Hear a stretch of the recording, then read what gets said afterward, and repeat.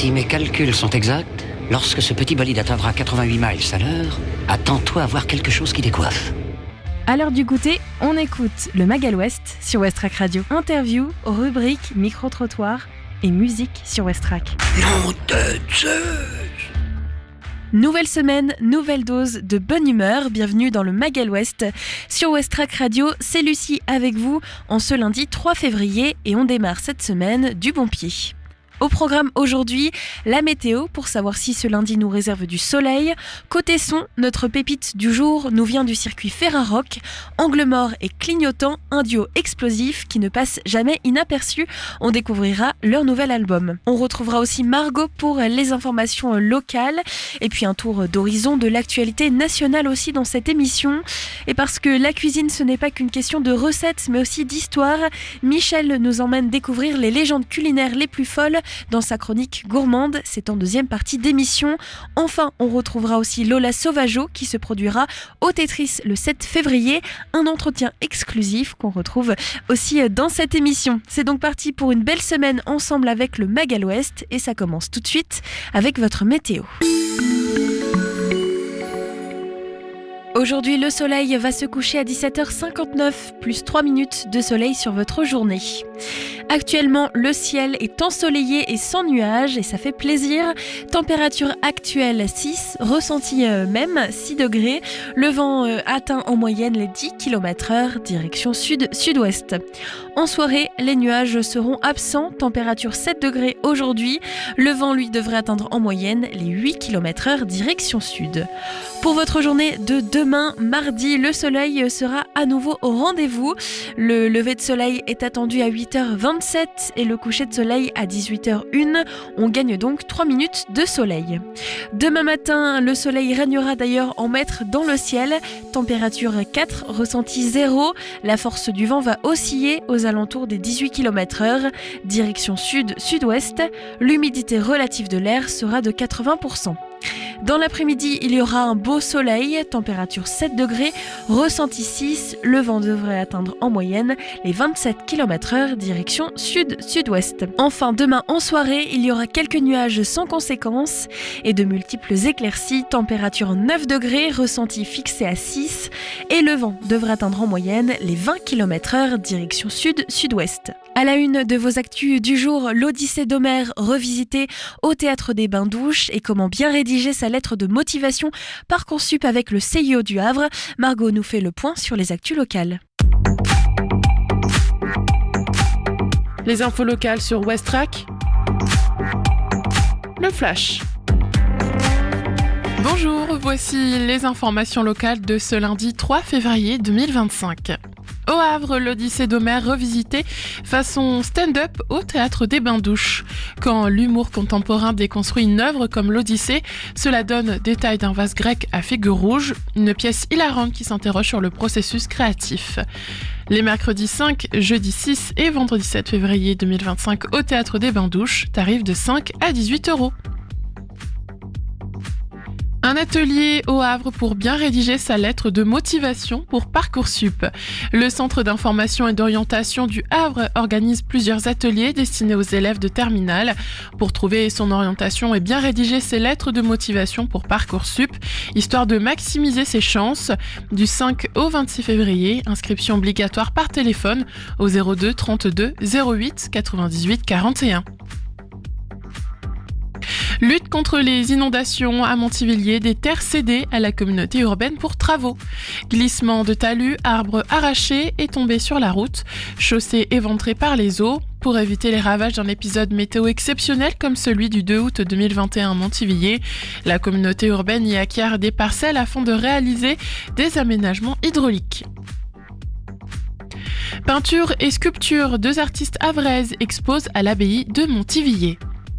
Delphine Léniel et Lana Lebert exposent ensemble jusqu'au dimanche 9 mars dans le réfectoire de l'abbaye de Montivilliers, 2 univers faisant grande place à l'imaginaire, ouverts les mercredis, samedis et dimanches de 14h à 18h, entrée libre. Football, Ligue 1, le HAC cède en toute fin de rencontre et concède le nul contre Angers. Le Havre AC croyait pourtant tenir sa première victoire en 2025, ce dimanche 2 février 2025. Les Ciels et Marines ont été tenus en échec par Angers, 1-1.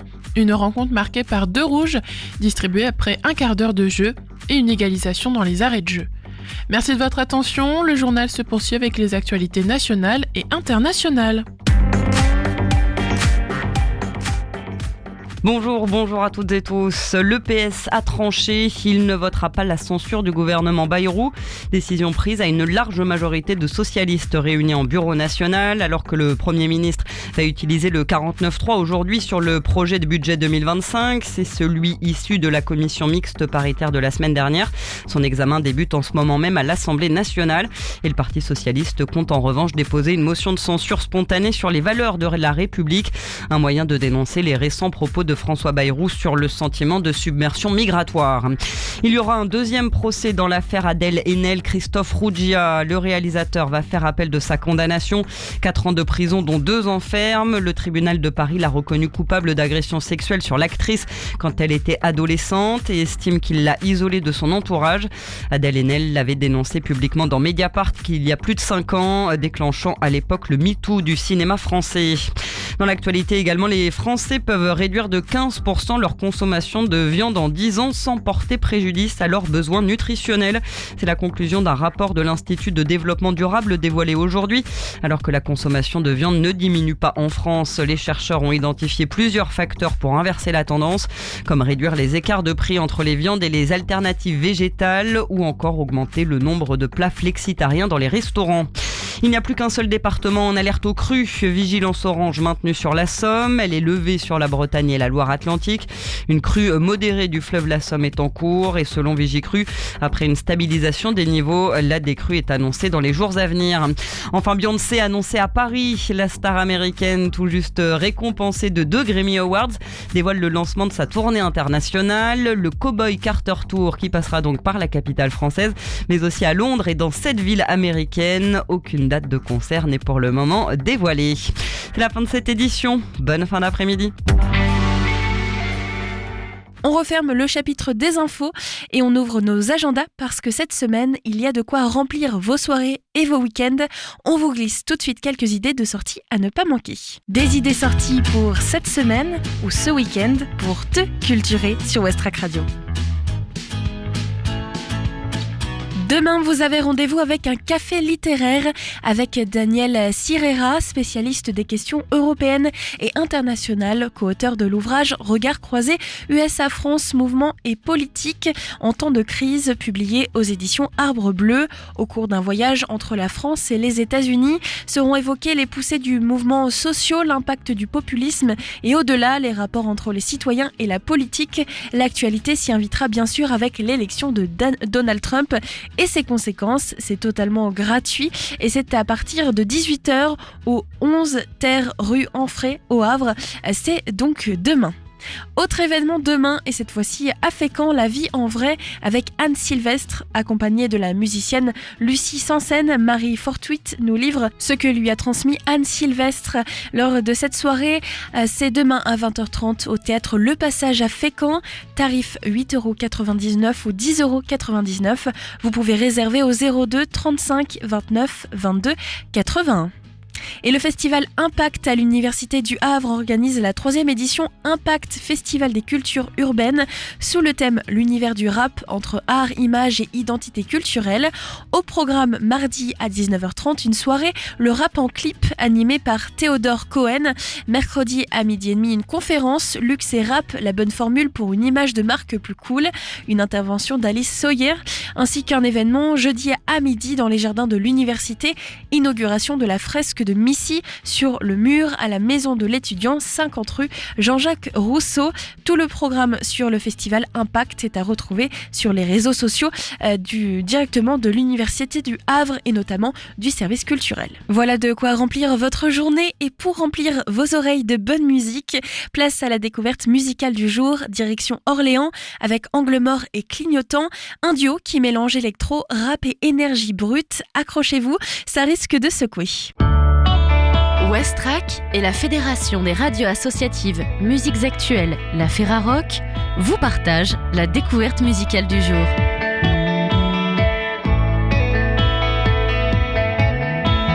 Cette semaine et jusqu'au 9 février 2025, la Ferrarock vous propose de découvrir le nouvel album de Angle Mort et Clignotant, Tour de France. Angle Mort et Clignotant sont toujours en mouvement. Danse et déplacements incessants de la chanson à l'électro. Pour les adeptes, c'est two-step house, rap sur basse et kick sur énergie punk. Concepteur des temps de l'internet, des pop-up entêtants reposant sur des fragments de sourire en peer-to-peer. Mardi 11 août, on se prépare pour la route.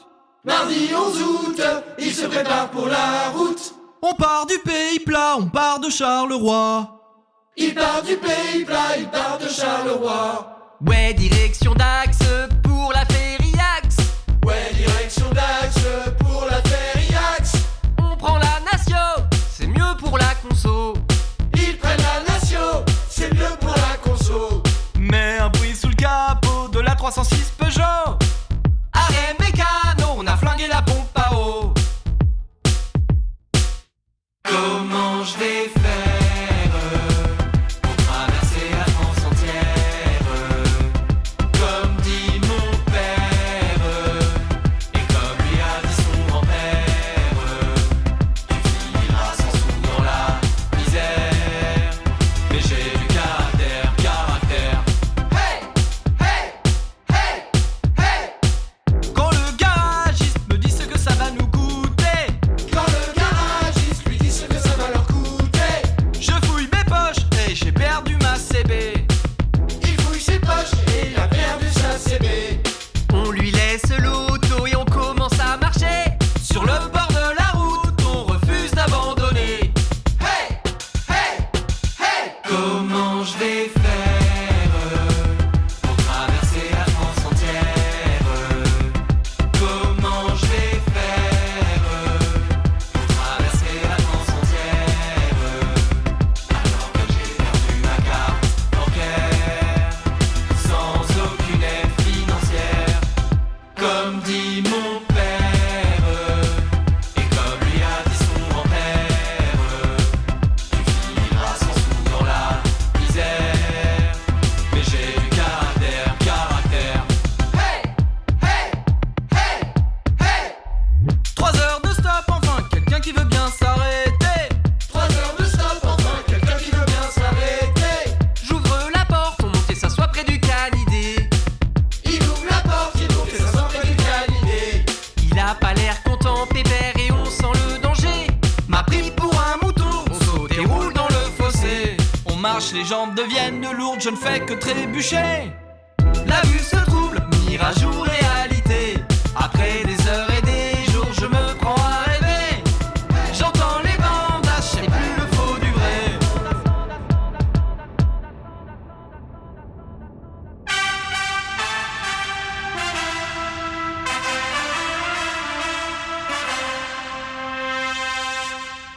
Comment je vais faire pour traverser la France entière? Comment je vais faire pour traverser la France entière? Alors que j'ai perdu ma carte bancaire, sans aucune aide financière. Comme dit mon père et comme lui a dit son grand-père, tu finiras sans sous dans la misère. Mais j'ai du caractère, caractère.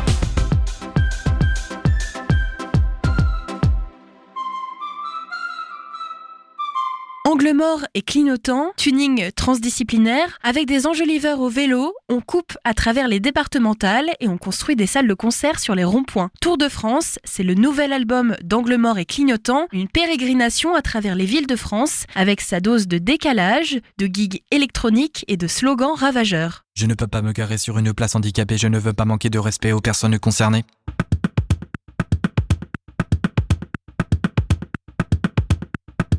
Je ne peux pas m'empêcher de dégommer le paquet de café dans ma tête, la nuit s'arrête, l'insomnie me guette.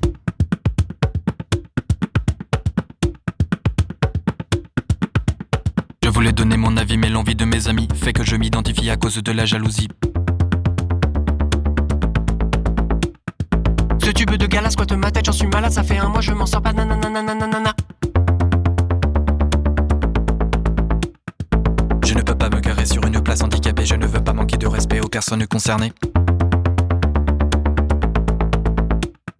Je ne peux pas m'empêcher de dégommer le paquet de café dans ma tête, la nuit s'arrête, l'insomnie me guette.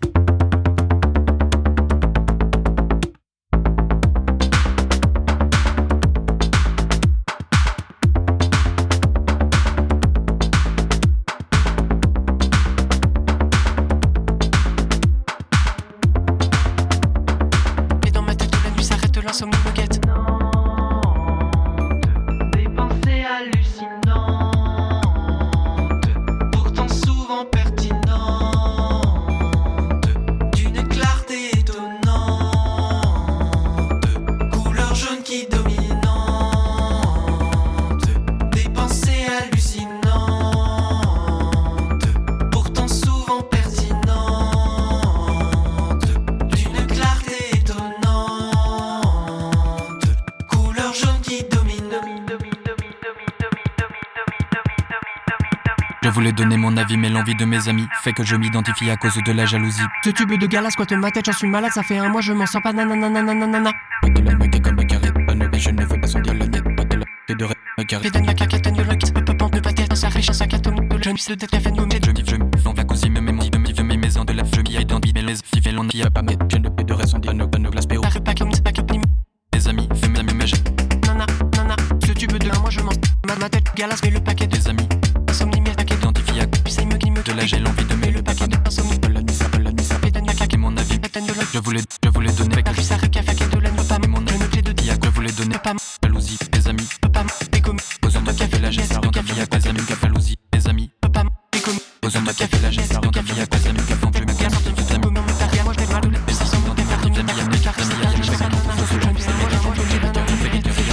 t'aime. Des pensées hallucinantes, pourtant souvent pertinentes, d'une clarté étonnante, couleur jaune qui dominante. Des pensées hallucinantes, pourtant souvent pertinentes, d'une clarté étonnante, couleur jaune qui des pensées hallucinantes, Mes amis, pourtant souvent pertinentes, d'une clarté étonnante, couleur jaune qui domine. Avec ce nouvel album de Angle Mort et Clignotant, Tour de France, sorti le 10 janvier 2025 chez Flower Records, chaque ville est associée à une spécificité marquante, mais toujours celle qu'on attend. Cet album est partenaire Ferrarock jusqu'au 9 février 2025. Découvrez cet album sur toutes les plateformes de streaming. Le Mag à l'Ouest, info, divertissement et bonne humeur sur Westrack. Nous venons de faire un détour musical avec la découverte Angle Mort et Clignotant et on reste dans la vibe avec une artiste qui fait parler d'elle au Havre, c'est Lola Sauvageau. Elle montera sur la scène du Tetris très bientôt et vient tout juste de dévoiler son nouveau clip Le Lion et moi.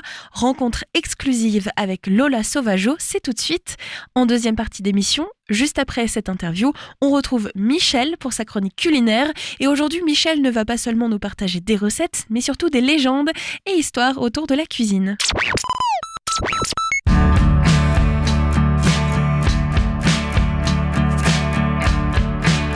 Autrice, compositrice, guitariste et interprète, Lola Sauvageau façonne une pop rock aussi brute qu'introspective. Avec son timbre velouté et ses mélodies entêtantes, elle explore les méandres du quotidien et les tempêtes intérieures ainsi que les émotions à fleur de peau.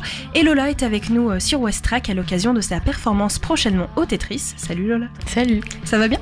Ouais, ça va. Aujourd'hui, c'est une bonne journée. Tu sors un titre. On va en parler tout de suite. Mais avant, je voulais parler de tes origines. Tu viens de Paris. Maintenant, tu habites au Havre.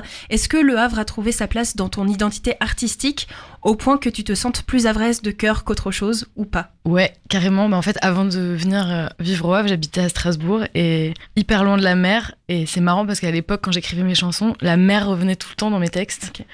Et depuis que j'habite au Havre, je sens que j'ai un peu... je suis arrivée un peu à mon endroit près de la mer. Et maintenant, ouais, je me sens carrément havraise de cœur. On peut dire ça.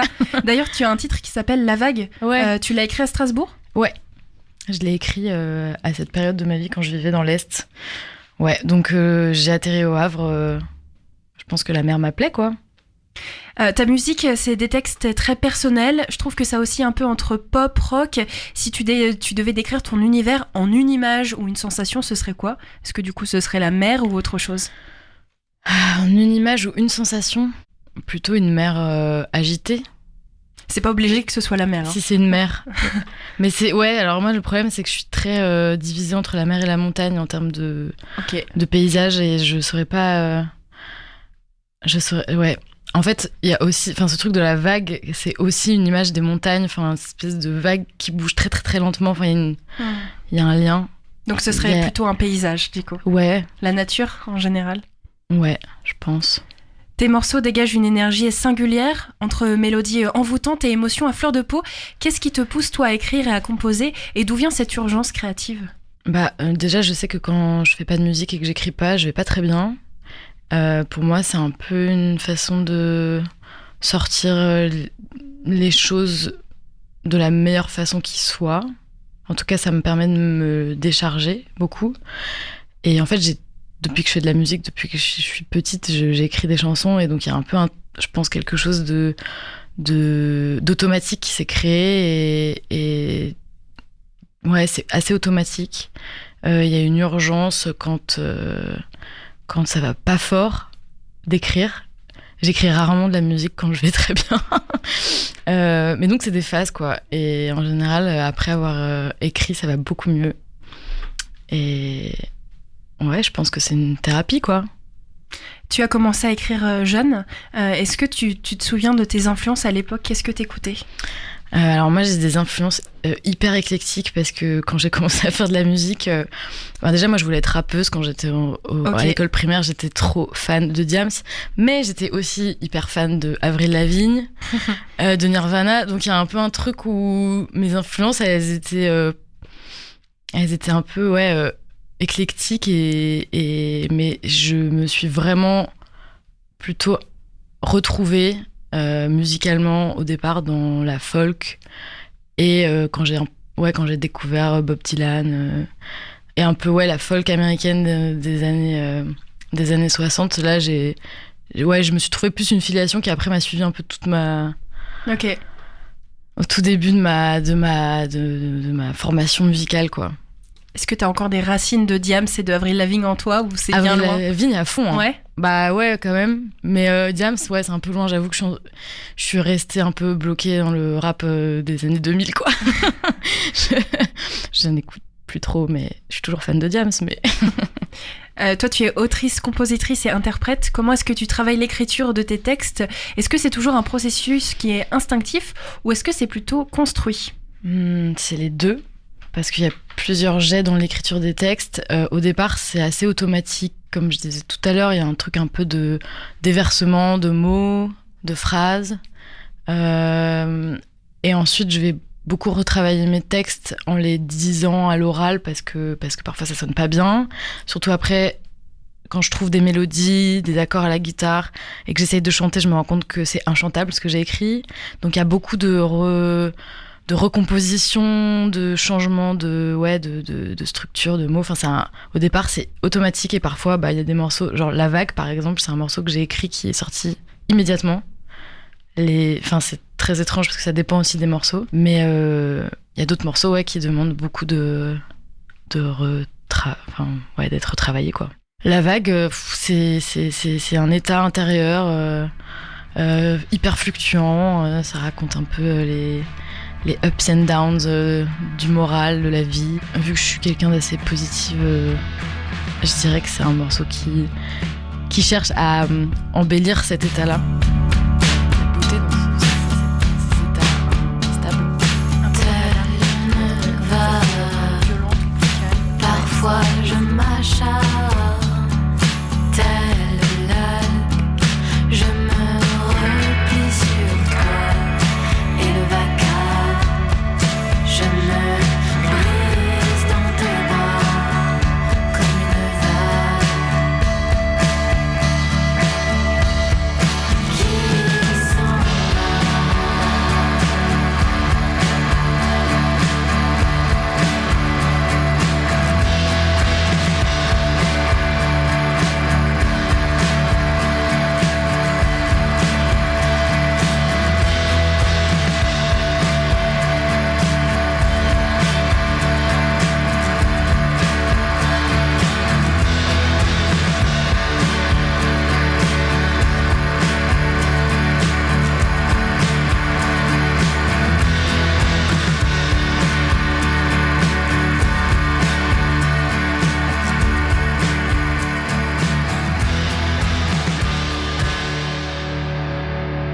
Tu vas être en concert au Tetris le 7 février. Tu partages l'affiche avec Las Robertas, une énergie assez garage rock pour eux. C'est un beau mélange. Comment tu abordes cette soirée, toi? Tu la vois comment? À la fois, j'ai trop hâte parce que j'adore Las Robertas et du coup, j'ai vraiment hâte de partager la scène avec eux. Je suis très anxieuse aussi parce que je vais jouer devant mes amis, ma famille, c'est à la maison quoi, et en fait c'est pas le plus agréable je trouve de se dévoiler avec son personnage de scène devant les gens qui nous connaissent par cœur, donc ça c'est toujours un peu angoissant, mais je suis trop contente de jouer au Tetris parce que c'est la maison, c'est là qu'on répète et qu'on a enregistré des maquettes, trop content. Tu nous parles d'un personnage sur scène. Je trouve que c'est intéressant parce que ton nom, c'est Lola Sauvageau. Oui. Est-ce que c'est ton vrai nom, du coup? Oui. Donc, parfois, certains artistes prennent un autre nom parce que, du coup, il y a vraiment l'idée du personnage. J'aurais pensé que c'était plus toi sur scène. Tu penses que quand tu mets le pied sur scène, il y a un personnage quand même? Ah bah ouais. Ouais. Bah, c'est marrant parce que je pense que je le conscientise plus maintenant là, mais en fait, je sais que quand je suis sur scène, j'ai un voile quoi, je peux pas être moi-même, enfin, je veux dire, c'est comme quand on est comédien, à partir du moment où on est sous les lumières, à faire quand même quelque chose qui est absurde en vrai, d'être au milieu d'une scène, en train de chanter des chansons méga intimes avec ta guitare, enfin non mais c'est... Ouais, le personnage, il est là pour te protéger. Et moi, je sais que je suis vachement... je pense que je suis pas la même personne. Une là, protection, en tout cas. Ouais, bah le track, en fait, déjà, te crée un personnage, je pense, mais ouais. T'as toujours le track avant de monter sur scène? Bah ouais. Est-ce que t'as des petites solutions, des petits rituels? Faire un câlin au groupe. Essayer de respirer. Mais en général, le track, il me stimule, quoi. C'est pas un track qui me bloque. Donc ça va, je le vis quand même bien. T'as quand même l'habitude de la scène. En 2024, l'année dernière, il y a eu une récompense de Norma. Et qu'est-ce que ça t'a apporté, cette récompense? C'est Start & Go? Ouais, bah, c'était génial parce que ça nous a permis de terminer l'EP, quoi. De financer toute le mix et le mastering de l'EP, un bout de l'enregistrement. Enfin, c'était trop bien. On a eu trop de chance. Alors l'EP, il va sortir en avril. Donc il s'appelle L'Animal, avec un E à la fin. L'Animal, c'est le titre de la dernière chanson qui sortira en avril. C'est mes premières chansons que j'ai écrites en français, avec lesquelles je me sens à l'aise. C'est pas la consécration parce qu'on se calme, mais c'est le premier objet de musique que je sors, en tout cas de manière professionnelle, hyper bien entourée, où on est allé au bout de tous les morceaux. Ça a pris 3 ans. 3 ans de travail, de maquettes, de remaquettes, et pour l'instant, j'en parle pas trop. Je pense que je serai plus à l'aise d'en parler quand tout sera sorti, que j'aurai l'objet sous les yeux. Là, pour l'instant, c'est un morceau par un morceau. Ça me permet... En fait, on sort les morceaux, chacun leur tour, pour avoir l'opportunité de plus...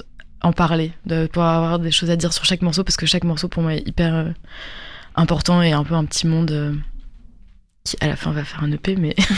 Donc ça, ce sera en avril. Ouais. L'Animal, ce monde, il commence petit à petit avec Le Lion et moi. La Vague est sortie en novembre et là le deuxième, c'est Le Lion et moi qui est sorti aujourd'hui. Ouais. Qu'est-ce qui a nourri cette chanson et c'est qui ce lion? C'est mon chat.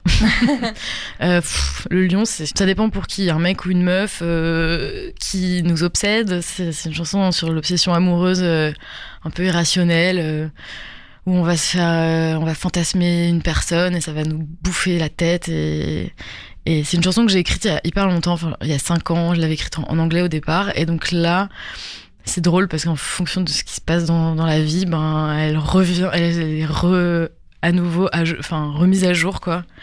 Et c'est marrant parce que j'ai vécu un peu une obsession amoureuse il y a pas longtemps, et du coup je revis un peu le morceau fort, et du coup là qui sort aujourd'hui, c'est un peu... Je suis contente que ça... Mais du coup en français, et comment du coup, ça se passe français, cette transition? Pourquoi est-ce que tu as eu envie qu'elle passe en français? Alors en fait, j'écrivais mes chansons en anglais, et à un moment j'ai senti un blocage, je m'ennuyais en fait. J'avais l'impression que écrire en français, ça allait être un challenge, que ça allait être un peu une étape dans ma façon d'écrire et de composer, que je me sentirais plus légitime, plus à l'aise. Et puis il y a quand même un énorme défi de faire sonner le français quand on fait de la musique pop rock, quoi, et de la faire sonner bien. Enfin, c'est une langue, moi, que j'aime beaucoup, et j'ai toujours écouté beaucoup de chansons françaises, et donc j'ai eu envie de relever le défi, quoi. Et donc je suis passée au français, je sais pas, ça fait 5 ans que j'écris en français, qu'en français maintenant. Et j'avais des chansons que j'aimais beaucoup en anglais, donc que j'ai retravaillé en français. Et Le Lion et moi en fait partie. Le Lion et moi est donc disponible dès aujourd'hui. Et demain, tu dévoiles un clip. Alors si vous entendez cette interview, il est possible que ce soit déjà sorti. Est-ce que tu peux nous parler, sans trop nous révéler évidemment de ce clip, tu peux nous plonger dans cette atmosphère, nous partager une image forte du tournage peut-être ? Ouais, alors le tournage c'était rigolo parce que donc je l'ai fait, enfin le clip a été réalisé avec mon adelphe Gabriel et en fait on n'avait rien prévu, c'est-à-dire que c'était Noël, on était dans l'est de la France, dans les champs, dans la maison de mon grand-père et je lui ai juste dit, moi genre je m'imagine courir dans les champs, dans la campagne qui est une campagne très dure, c'est vraiment les champs de betteraves à perte de vue, y a rien, et ouais je lui ai juste dit j'ai envie de courir parce que ce morceau je sais pas, il y a une urgence quoi, c'est une fuite un peu. Et il m'a dit ok, on va prendre la voiture. Donc notre cousin est venu avec nous, il a pris la voiture. Mon adelphe s'est mis dans le coffre, a commencé à filmer. Et puis moi je courais, enfin voilà. Et en fait du coup c'est un clip qui avait été fait en 2 heures, monté en une demi-heure. Le début c'est dans une église, qui est l'église du village de mon grand-père. Et c'est des images volées, presque prises comme ça, sans qu'il y ait eu beaucoup de réflexion avant. Donc c'est un clip assez, je perds mon mot. Moi j'aurais dit intime, mais toi tu veux dire spontané ? Ouais, hyper spontané. Mais très intime aussi, bah oui, en fait on sent, enfin je sais pas, en plus à ce moment-là je pense que j'étais un peu dans un moment émotionnel intense et je crois que pendant le clip j'ai ressenti fort ce truc et du coup je courais genre pour ma vie. Ça a une signification du coup si t'étais dans le village de ton grand-père en période de fête, c'est ça ? Ouais, en plus en plein Noël, vraiment la période où t'as envie juste de t'échapper quoi. Moi juste l'image de mon cousin qui conduit à 2 km/h sa voiture pendant que toi tu cours avec Gabriel dans le coffre avec sa caméra et moi qui cours, je pense que c'est déjà pas mal, un bon souvenir. Gabriel est mon adelphe, c'est-à-dire que au départ c'était mon frère mais qui est non binaire maintenant et donc se fait genrer au YEL, et adelphe c'est le terme pour c'est un peu comme siblings en anglais quoi. C'est non-genré. C'est le terme non-genré pour les frères et sœurs. Voilà. Je voulais te parler du statut d'artiste, notamment indépendant aujourd'hui. Je pense que c'est un vrai défi pour beaucoup. Comment est-ce que toi tu vis cette aventure et c'est quoi tes prochains objectifs, tes prochains projets ? Comment je vis cette aventure rocambolesque, déjà cette année j'ai quitté le boulot que j'avais pour avoir plus de temps. Du coup, mais en fait, je réussis à vivre en étant à la fois en CDD, je donne des cours d'éveil musical au CEM, du coup, à côté, à la fois en faisant des concerts, en essayant cette année de faire mon intermittence. Mais pour l'instant, je suis dans un peu une survie financière. Ouais. Mais je préfère être un peu, je préfère ne pas très bien gagner ma vie, avoir du temps à donner pour la musique parce que ça prend en fait beaucoup de temps et si je fais mon intermittence, si j'y arrive, là ce serait un peu le rêve quoi. Mais il faut comprendre pour ceux qui ne connaissent pas bien que les artistes peuvent être intermittents du spectacle. Il y a un certain nombre d'heures à réaliser et c'est un statut qui est quand même difficile à obtenir. Et donc c'est vrai quand on est artiste indépendant, qu'on débute comme ça, en tout cas on sort son premier EP, etc. C'est difficile justement c'est un gros changement en tout cas. Ah ouais. Et puis après moi j'ai la chance de pouvoir jouer aussi seule, accompagnée de ma guitare et du coup pouvoir jouer dans une formule qui est plus simple et plus adaptable et qui me permet d'aller jouer dans des bars, des endroits qui sont moins... en tout cas, qui sont pas des salles de concert. Et en fait, jouer avec un groupe... Nous, on est 5 sur scène. On sera 5 au Tetris. C'est très compliqué de trouver des lieux où jouer, où on est rémunéré. Ouais, c'est compliqué, mais on va peut-être y arriver. En tout cas, c'est une belle année qui commence, c'est un beau projet. Et avec cette EP aussi, il y a cette date, le 7 février, au Tetris, à 20h.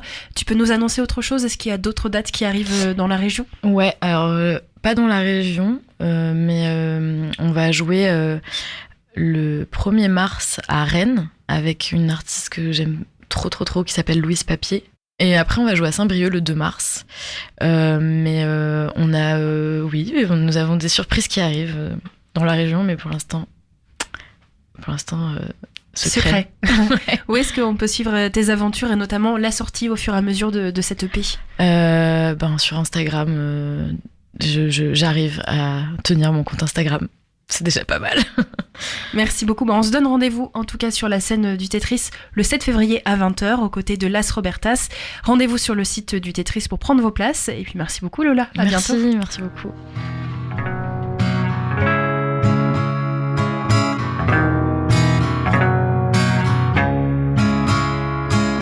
Lion de mes nuits, que fais-tu de ta vie? Quand je dors, quand je ris, dis-moi de quoi tu as peur. De quelle île es-tu l'empereur? Lion de mes nuits, que fais-tu de ta vie? Quand je dors, quand je ris, dis-moi de quoi tu as peur. De quelle île es-tu l'empereur?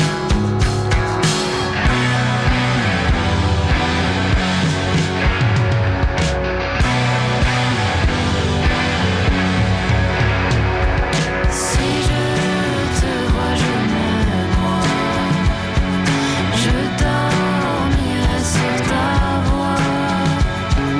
J'aurai chaud dans le froid. Le lion et moi. Le lion et moi. Tu es le lion de mon désert. Qu'est-ce que tu attends?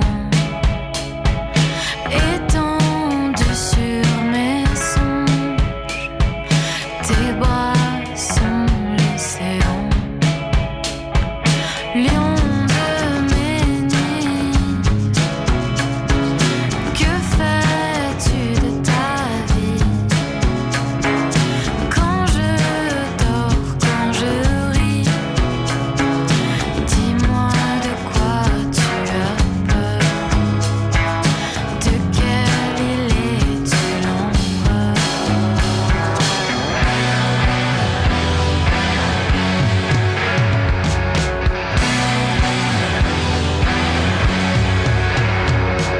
Si je te vois, je me noie.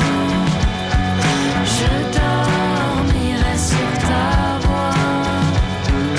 J'aurai chaud dans le froid. Si je te vois, je me noie.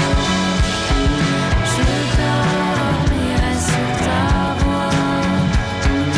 J'aurai chaud dans le froid. Le lion et moi. Le lion et moi. Il est 17h39 sur West Track Radio, c'était Lola Sauvageon avec le lion et moi, et je retrouve tout de suite Michel et moi qui va nous parler cuisine. Et aujourd'hui Michel, tu vas nous parler un petit peu des mythes et histoires. Ouais, mythes, légendes, histoires, fake news, Croyances autour de la cuisine. Beaucoup de croyances autour de la cuisine. Déjà, c'était la Chandeleur. Ouais, il y a t'as pas mangé longtemps. plein de crêpes ou pas? Ouais, j'ai mangé plein de crêpes. Il m'en reste Moi aussi. quelques-unes. Justement, les crêpes, c'est pas breton. Voilà, je casse le truc. Quitte le studio, moi j'étais hyper contente. Bah non, c'est plus quoi cette vieux. histoire C'est plus vieux, c'est les Romains qui ont amené les crêpes. Et en fait, c'est encore plus vieux que ça. Ça vient de Jordanie, 14 000 ans avant Jésus-Christ. Donc tu vois, on va loin. Moins 7000 les Romains. Et surtout en 462, enfin par là, un empereur romain et pape, surtout, qui a créé la Chandeleur.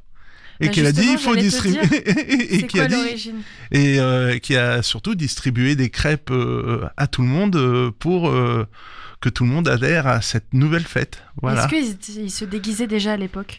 Sûrement, oui. Ouais, c'était beaucoup plus festif que ça l'est aujourd'hui, mais ouais. Donc, alors pourquoi ça ? Alors, mes sources nota bene, si vous voulez regarder sur YouTube, justement, il a fait une petite pastille là-dessus, et donc je résume. En gros, c'est pourquoi on trouve les Bretons. Surtout la galette au sarrasin parce que c'était le blé du pauvre, surtout à cette époque-là, donc ils ont tout de suite fait des galettes. Chacun vivait un peu dans sa région et comme d'habitude, tout se passe au 19e siècle, beaucoup autour de la gastronomie. 19e siècle, où les Bretons sortent un peu de leur région, vont un peu partout, ont un succès fou avec les galettes et les crêpes, et font pousser les crêperies un peu partout, et ça a commencé dans Paris, et c'est revenu vraiment sur la Bretagne. Et donc c'est indéniable, les pros de la crêpe et de la galette, c'est les Bretons, il n'y a pas de souci, mais ça vient pas d'eux. L'invention, c'est pas d'eux. Voilà, tu vois, un mythe, encore une fois. Alors si on continue sur les Bretons, le beurre salé. Pourquoi ce beurre salé, ce foutu beurre Michel, salé ? attention parce que là les Bretons vont arriver en force jusqu'au studio. Mais c'est très vieux. Moyen-Âge, l'impôt sur le sel, je sais plus le terme, la gabelle, je crois, si j'ai un peu de bons souvenirs.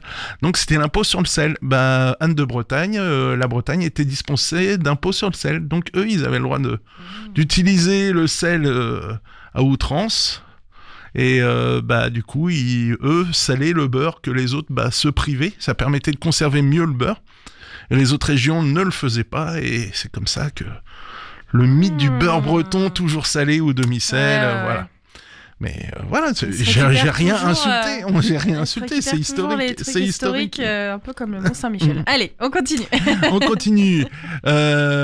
Qui dit beurre salé dit caramel au beurre salé. Caramel, c'est un mythe, comme pour ceux qui pâtissent. Mettre de l'eau pour démarrer son caramel, ça sert à rien du tout.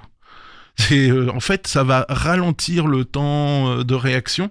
Autrement dit, au lieu de faire son caramel en 5 minutes, on va le faire en 5 minutes 30, 6 minutes, parce qu'il va falloir évaporer l'eau. Donc en fait, non. Vaut mieux partir sur une base sèche. Donc ça, c'est aussi un mythe. Alors dans des mythes comme ça, il y en a plein. Les blancs en neige.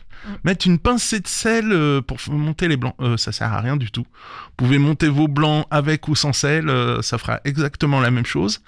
Si on veut vraiment une réaction chimique, faut aller vraiment sur les meringues, donc avec un apport de sucre. Plutôt, une pincée de sucre, on aura peut-être de meilleurs résultats. Le filet de citron, de jus de citron, oui, pour serrer les blancs, pour qu'ils soient plus fermes. Mais le sel, non, ça n'apporte rien du tout. C'est un mythe. Je ne sais pas d'où ça vient. Si, par contre, c'est un exhausteur de goût. Ça permet d'avoir une meilleure pâtisserie derrière. Ne jamais oublier le sel en pâtisserie, ça c'est un gros oubli. Toujours dans les trucs comme ça qui me font bien rigoler. L'huile qu'on met dans l'eau pour cuire les pâtes. Soi-disant pour pas que les pâtes collent. Ça ne fait rien du tout. Alors, je m'explique. L'eau et l'huile ne peuvent pas se mélanger. C'est chimique, ça ne peut pas se mélanger. Donc, il n'y a aucune raison que ça empêche vos pâtes de coller. Par contre, pour des raisons aromatiques, oui, ça peut être sympa vaut mieux faire un bon bouillon de légumes à la rigueur pour avoir des pâtes un peu aromatisées. C'est encore une fake news. Mais alors ça, c'est des trucs qui traînent depuis des années. Piquer les saucisses avant le barbecue. C'est vrai. Soi-disant pour enlever l'excédent de gras. Il n'y a pas d'excédent de gras. Le charcutier, il a quantifié, calculé pour qu'on pose sa saucisse, les saucisses directement sur le barbecue ou au four. Et en fait, en faisant ça, on dessèche la saucisse, donc on risque d'avoir du carton. C'est comme si on piquait le poulet avant de le mettre au four. Toute l'eau va sortir, l'eau contenue dans les cellules, la matière grasse va s'en aller, et en réalité, on va avoir un poulet tout sec. Donc, il n'y a aucun intérêt à piquer les saucisses avant le barbecue. Vaut mieux privilégier une cuisson douce, voilà, et s'il y a trop de gras, il faut engueuler le charcutier, mais il ne faut pas les piquer. Je continue, j'en ai plein. J'imagine nos auditeurs qui sont choqués de tout ce que tu nous annonces. Il y en a une que je répète souvent, ne rangez pas les œufs au frigo. Et ça, je le fais toujours, Michel, j'en suis désolée. C'est dingue. Bon, alors on va prendre le principe. En fait, ça dépend des pays. En France, on ne lave pas les œufs. Et quand vous achetez vos œufs, vous les achetez, ils sont pas dans un frigo, ils sont dans un rayon, sur une étagère, sur une table quand on va à la ferme. Ils sont pas au frigo. Et on a tous tendance à mettre nos œufs au frigo, tout simplement parce qu'il y a des alvéoles dans les frigos pour recevoir les œufs. Pourquoi il y a des alvéoles ? Parce que les plus grands consommateurs d'œufs sont américains. Les Américains lavent les œufs. Et donc, ils doivent, ils enlèvent la surface protectrice qui permet de conserver les œufs à l'extérieur et plus longtemps. Donc, il faut qu'ils les mettent au frigo pour les conserver. Nous, on n'a pas besoin. Et bizarrement, on les conserve plus longtemps. Si vous voulez les mettre au frigo, c'est surtout, par exemple, les œufs durs. Là, ça vaut le coup. Et surtout, si vous avez lavé des œufs. S'ils ont été en contact avec l'eau, faut tout de suite les mettre au frigo et les consommer rapidement. Ça évitera plein de problèmes. Et qui dit œuf dit la mayonnaise. Alors là, j'en ai plein. J'en ai 2 ou 3 au moins sur la mayonnaise. La mayonnaise. Alors, truc bien sexiste, c'est une femme à ses menstruations, elle ne peut pas faire de mayonnaise. La mayonnaise va virer. Alors ça, je sais pas d'où ça vient. D'accord, mais je l'ai entendu moult fois de la part de mes clients, de professeurs de cuisine, de copains restaurateurs. C'est tout à fait un mythe incongru qui n'a pas lieu d'être.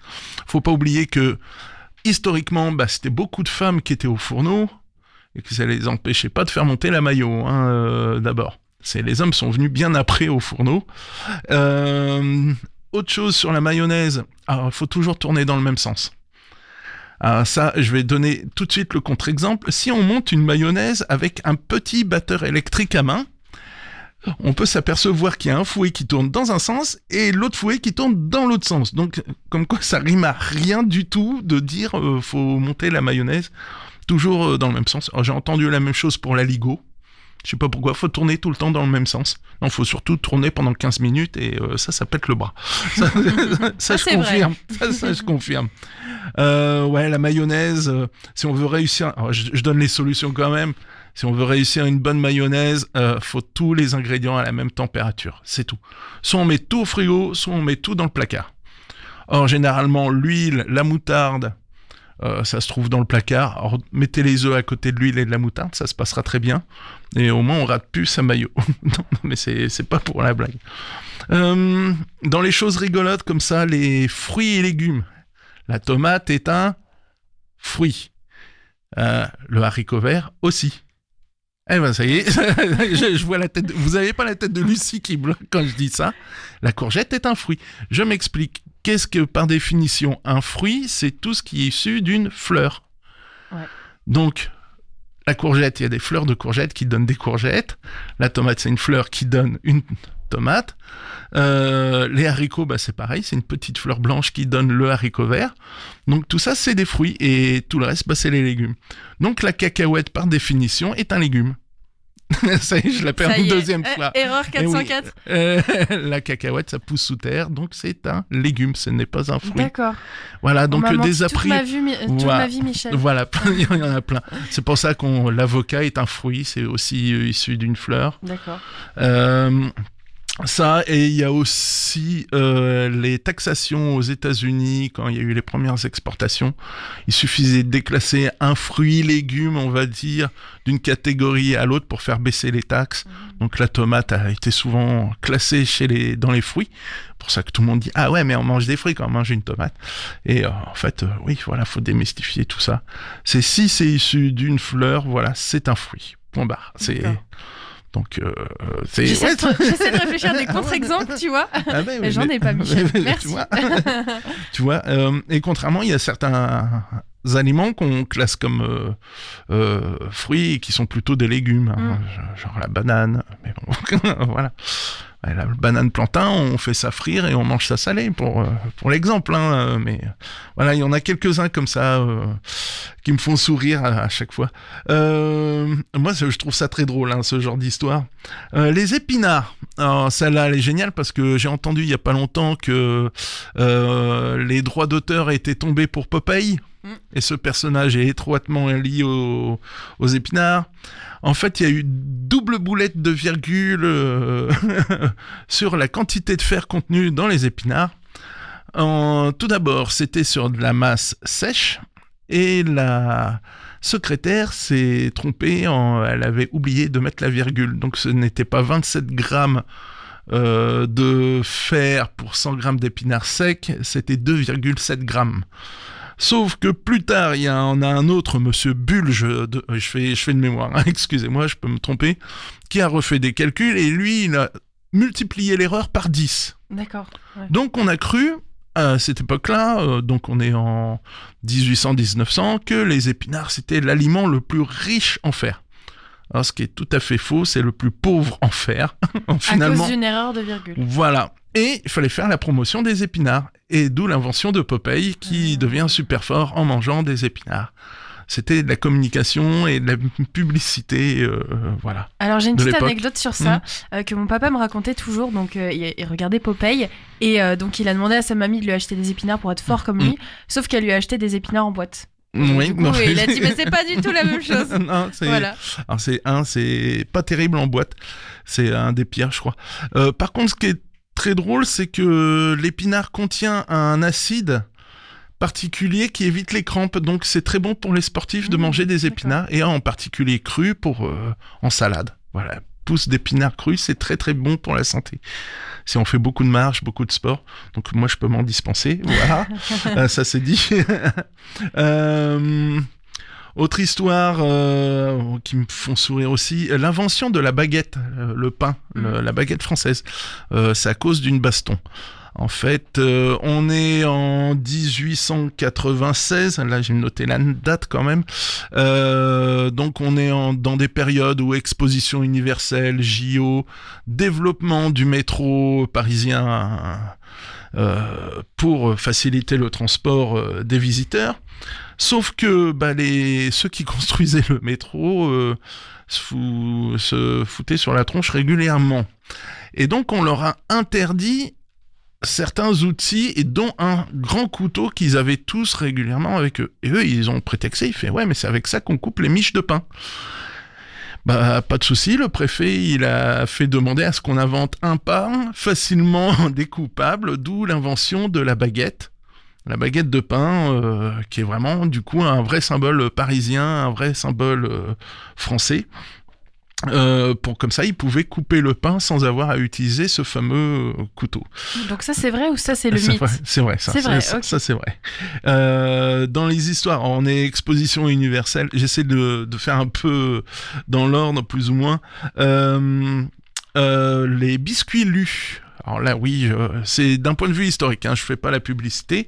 Monsieur Lefebvre, c'était les biscuits Lefebvre Utile, dont c'était l'abréviation, LU. Donc pareil, exposition universelle, etc. 1886, c'était 10 ans avant la baguette. A gagné un concours de biscuits pendant cette exposition universelle, parce qu'il avait une des recettes les plus simples. Farine, sucre, lait, beurre, point. Il n'y avait pas d'œufs, donc très facile. On est en pleine explosion de l'industrie, donc très facile à fabriquer. Et surtout, ce qui est rigolo au niveau du biscuit, c'est que c'est un calendrier. En fait, c'est la forme du biscuit qui est très intéressante, c'est que ça a plein de petites dents autour. En fait, si on les compte, il y en a 52. Donc ça, c'est le nombre de semaines. Il y en a 4 plus grosses autour qui représentent les 4 mois. Et encore plus rigolo, il y a 24 trous. Donc qui représentent les 24 heures d'une journée. Donc le biscuit représente en fait le temps qui passe. Et surtout, c'était pour symboliser sa longue conservation. D'accord. Voilà. Donc au bout de 4 mois, on peut consommer son petit biscuit. On peut c'est ça. Nous, c'est biscuit sec. C'est toujours rigolo. Dans les histoires aussi, comme ça, après, c'est plutôt des inventions. La chips. Alors là, je crois que ça touche tous les pays. Industrialisé sur Même, on voit, on fait de la chips, de tortilla chips. À chaque pays, on fait de la chips de légumes. Maintenant, on fait Et en fait, ça se passe à New York. Un client mécontent qui va voir le chef de cuisine et qui l'engueule et il dit les frites, elles sont pas assez croustillantes. Les frites sont pas assez croustillantes.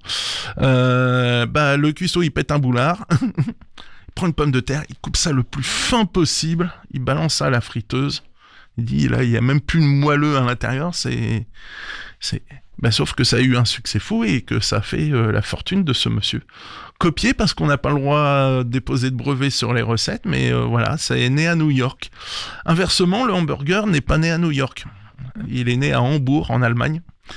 C'est d'où le nom, voilà, hambourgeois, hamburger. C'est vraiment une invention allemande. Pareil pour le hot dog, c'est allemand, c'est viennois même. Parce que c'est des saucisses de Vienne ou de Strasbourg.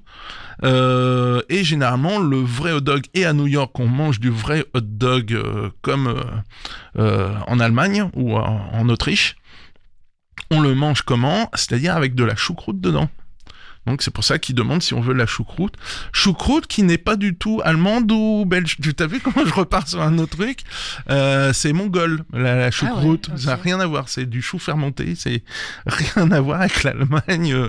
Tu vois, comme quand on a des stéréotypes, les effets Mandela, on appelle ça, c'est-à-dire on croit, on est persuadé, tout le monde a entendu. Aussi, et c'est commun. Et, c'est ça le truc. Et voilà, ça c'est pour les petites histoires de plats à droite à gauche. Quoi d'autre après, c'est plutôt des histoires. L'omelette norvégienne. Alors ça là, je l'aime beaucoup. L'omelette norvégienne, c'est pareil, encore une exposition universelle, toujours à Paris. C'était en 1867. Alors je m'explique, les expositions universelles, c'était des grands travaux et ça durait 10 ans. Les escalators, ça a été à Paris. Enfin, il y a eu plein de choses sur ces expositions. Et de Paris, on a Monsieur Balzac, un grand chef, le chef du Grand Hôtel à Paris. Je m'excuse, là j'ai sorti ma carotte parce que c'est une histoire un peu compliquée. Décide de faire un dessert un peu scientifique. En fait, il a eu des travaux d'un monsieur Rumford Benjamin Thompson, un physicien, qui était en Bavière, alors que ce monsieur est américain. Donc je précise quand même. On lui doit entre autres l'invention de la glacière et autres. Thermos, cherché, voilà. Parce qu'il avait fait des études et il avait découvert que les blancs en neige étaient un très bon isolant contre la chaleur, le froid, etc. Et c'est ainsi que notre cher Balzac s'est mis à fabriquer un dessert où il voulait quelque chose de glacé à l'intérieur et chaud à l'extérieur. Et donc, c'est très pompeux. C'est devenu l'omelette norvégienne parce que ce monsieur croyait que le physicien était norvégien parce qu'il habitait en Bavière. Enfin, qui n'a rien à voir, la Bavière en Allemagne. Tu vois comme quoi tout le monde se plante jusqu'au bout. Et il avait appelé ça omelette norvégienne. Ce dessert a été migré ensuite en 1876, 9 ans plus tard, oui, c'est bon, je compte bien, aux États-Unis sous le nom de Baked Alaska, donc gâteau d'Alaska, et en reprenant exactement le même principe. Et sur Wikipédia, j'ai même pu trouver notre Jean-Paul Sartre qui écrit sur l'omelette norvégienne mes mains tremblant, le sang est monté à mon visage et pour finir, mes lèvres aussi se sont mises à trembler, tout ça simplement parce que le poulet était froid. Moi aussi, d'ailleurs, j'étais froid, c'était le plus pénible. Je veux dire que le fond était resté et il est depuis 36 heures absolument froid glacé, sans doute. J'aurais pour rien roué de coups l'autodidacte ou la serveuse en les accablant d'injures, mais je ne serais pas entré tout entier dans le jeu. Ma rage se démontait à la surface. Pendant un moment, j'ai eu l'impression pénible d'être un bloc de glace enveloppé de feu, une omelette surprise. Et en fait, c'est le ressenti de Monsieur Jean-Paul Sartre en découvrant l'omelette norvégienne, ça en 1938. Voilà, c'est le truc rigolo. Faut pas croire, il y a beaucoup d'écrits si vous cherchez. Alors, celle-là, elle est moins drôle, toi qui es pro-végétarienne, on va dire. Bizarrement, Darwin et beaucoup d'autres de grands artistes français, américains organisaient des repas où ils mangeaient des viandes, ce que nous on appelle maintenant des viandes de safari, c'est-à-dire des viandes un peu étranges, de l'éléphant, de la girafe, etc. Et donc il y a beaucoup de livres comme ça où on retrouve des recettes un peu farfelues. Alors ça c'est le côté un peu glauque du truc. Dans ces histoires, pareil ici dans les livres, parce que les cuisiniers sont souvent de grands bibliothécaires, on adore chiner ce genre de livres.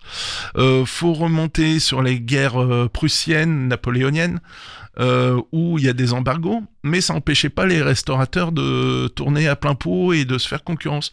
Donc on retrouve des menus où on propose de l'éléphant aussi, parce que ils ont défoncé le zoo de Vincennes pour se nourrir.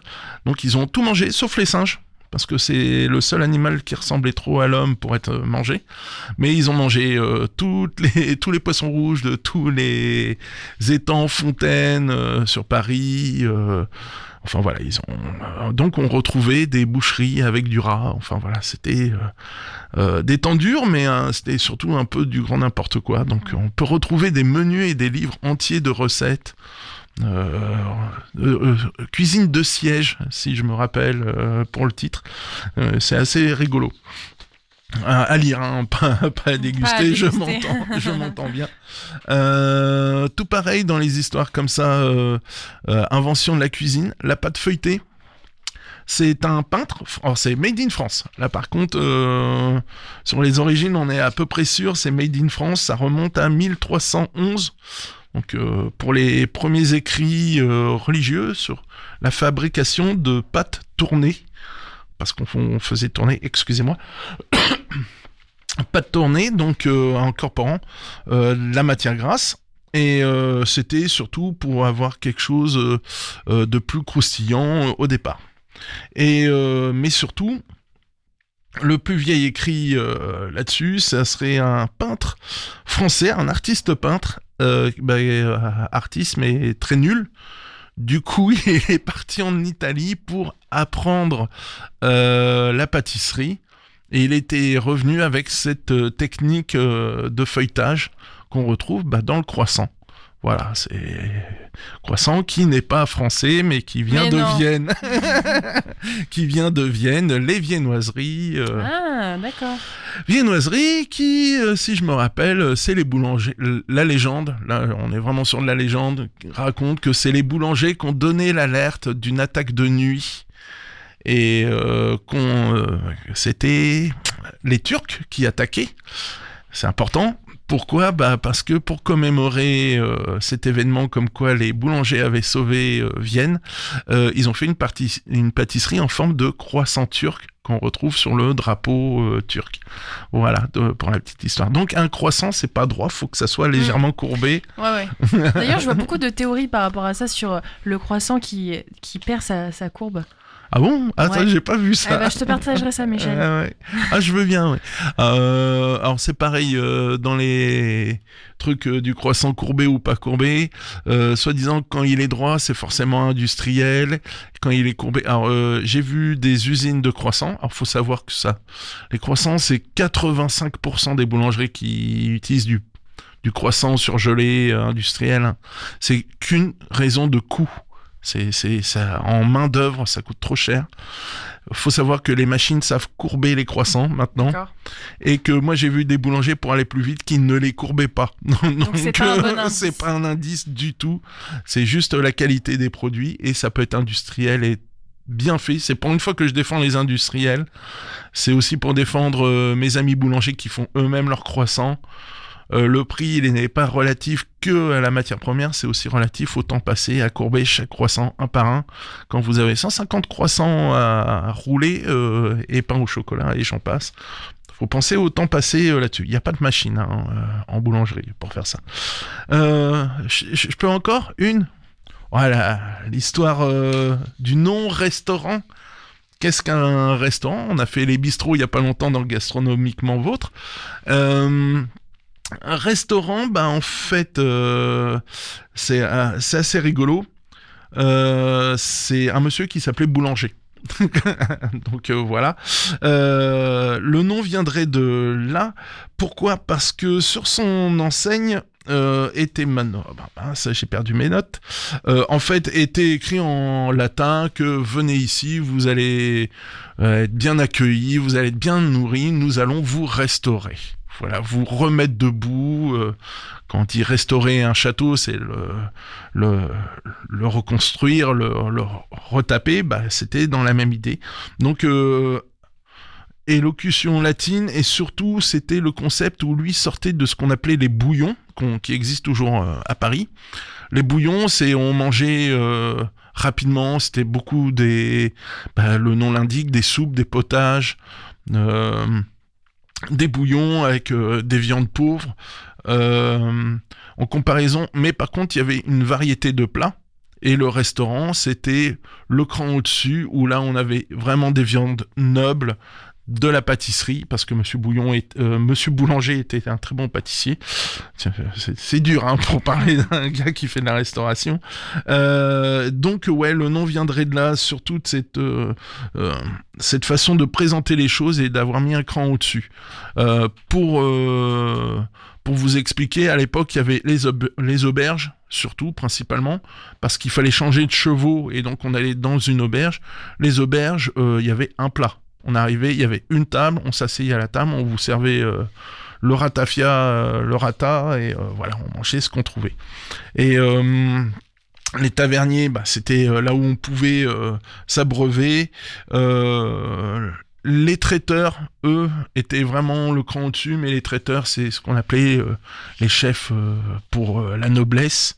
C'était vraiment là où on pouvait avoir les ragoûts, les sautés, les sauces, la crème, ouais, voilà, les grands banquets. Et voilà. Ça, je veux bien refaire quand tu veux, Lucie, parce que c'est un sujet qui peut-être encore de mémoire. Je sais que le plus grand banquet, ça a été à Paris, encore une fois. Alors, je sais plus si c'est le président de la République ou le maire de Paris qui avait organisé un banquet de 3000 personnes. On en avait déjà parlé dans l'émission, autour de l'activité traiteur, justement, et c'était pharaonique, quoi. On parle de 10 plats, oui, c'était pour tous les maires de France, c'est ça, si je me souviens, pour tous les maires de France, et on parle, mais de quantité astronomique, ce qui en finale représente peu par personne, hein. C'est je sais plus combien d'hectolitres de vin, de champagne, et voilà, il y a des grandes histoires comme ça. Le plus grand banquet de France, vous cherchez sous vous pouvez un moteur de réécouter recherche. L'émission Gastronomiquement Vôtre. Voilà, c'était celle sur les traiteurs. Vous allez retrouver l'anecdote et toute l'histoire. Je crois que c'est Henri qui en parlait assez en détail, et c'était assez intéressant.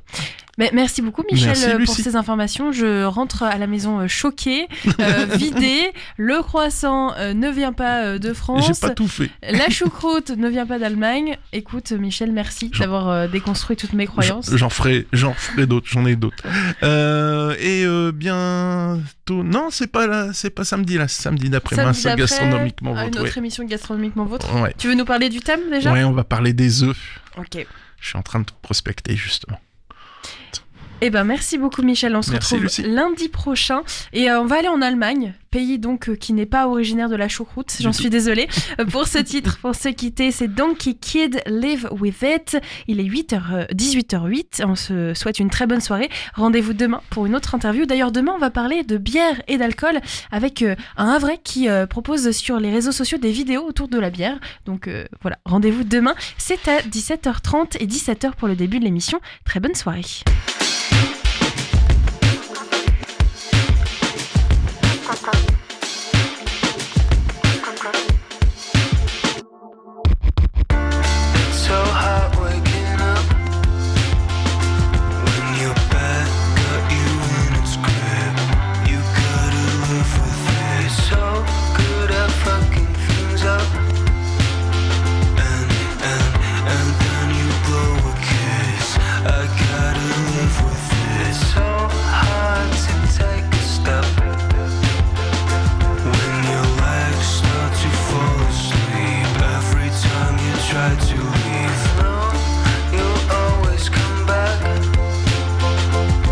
You hate it, but you can't admit I gotta live with